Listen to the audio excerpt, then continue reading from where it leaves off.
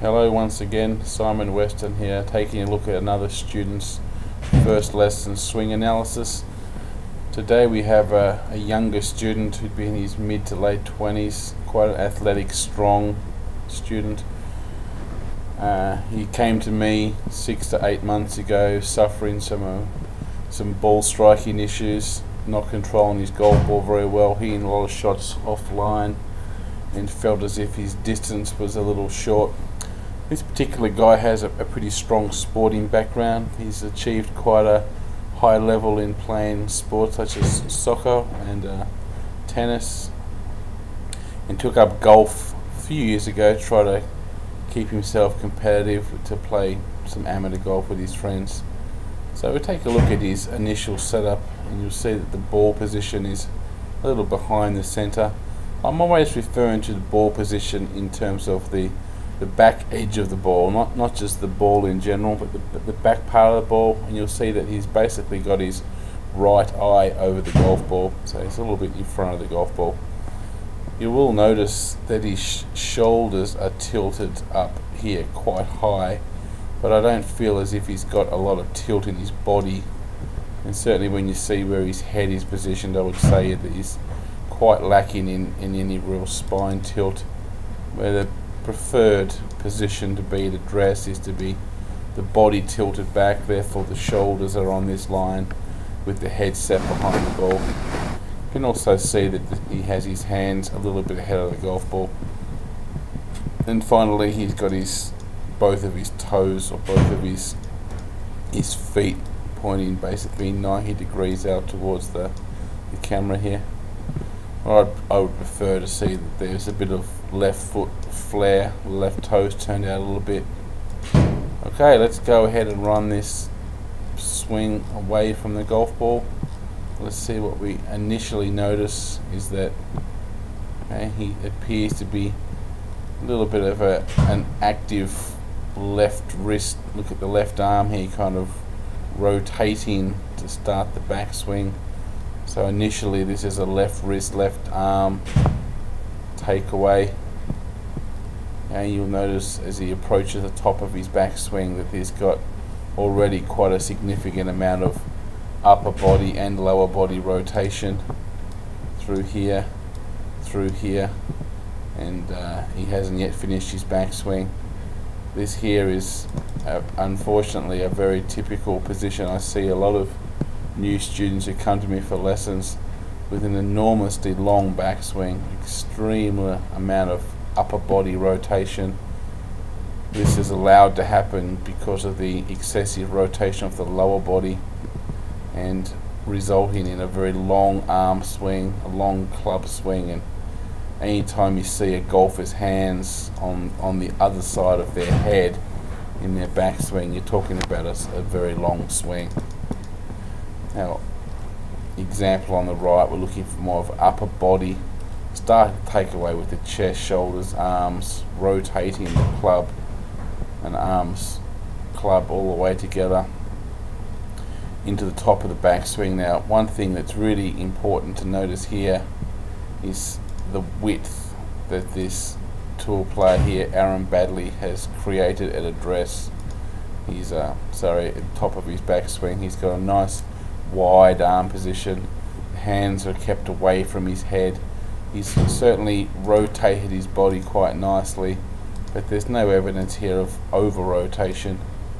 Probably just a little bit less than 90 degrees of upper body turn, certainly less than that, maybe 30 to 40 degrees of lower body, keeping the arms nice and wide.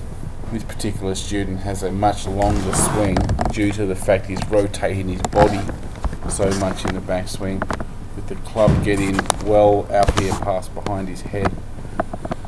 This is going to cause some real problems in his downswing potentially. You can also see that his head has moved up and back during the backswing.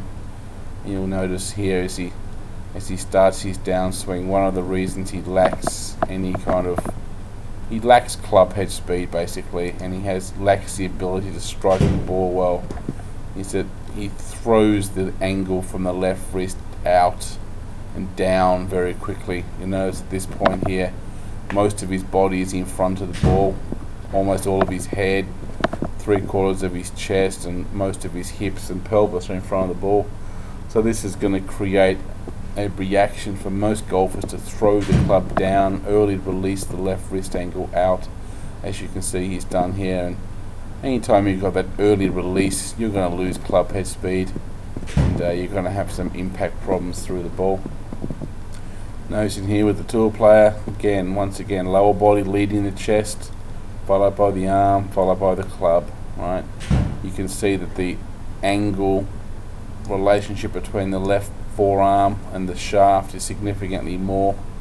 As this student comes into the golf ball, you see his impact, the club here is on the golf ball, his left arm is in this position, his club shaft has very little to no forward lean on the shaft, and a lot of his shots were thin, a lot of his shots were also hitting the ground behind the ball, and I think we can understand why with the early release and the wide delivery into the golf ball.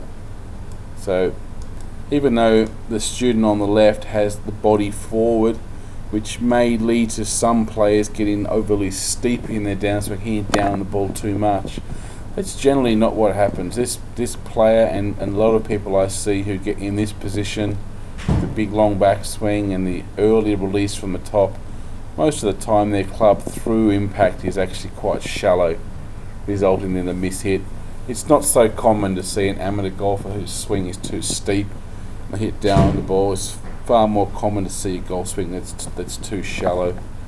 So the suggested changes in this golf swing were at address. We're going to move that ball forward. We want to get some spine tilt back, get the headset behind the ball. Look at how we begin the takeaway, trying to take away that little rotation of the left arm and the left wrist, trying to get more use of the chest and the arms to initiate the takeaway. Also explain to the customer about trying to restrict the lower body turn, keep a bit more width between the knees. Once the knees get close together, it's very easy for the hips to turn a lot. And once the hips have rotated so far, it's very easy for the chest and shoulders to rotate, resulting in a long arm and a long shaft backswing. This type of backswing is indicative of a player who's trying to create more speed and more power and ultimately more distance, but they've really gone about it in the wrong fashion. It's far more reliable and consistent to create more speed through generating coil and width in the backswing rather than trying to make just a long swing. You can see the length of these two swings between the tour player and the student. The tour player swing is quite a bit shorter in terms of the length of the arms and the club shaft swing. The body is rotated less, but that by no means is going to result in a less powerful golf swing. Long swing usually comes with a soft body.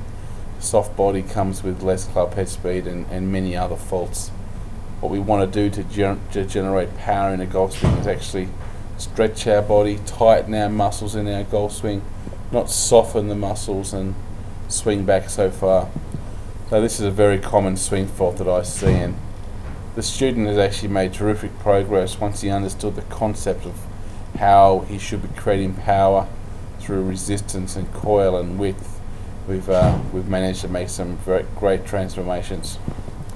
Please be sure to take a look at his down the line view for a follow-up of this golf swing. Thank you.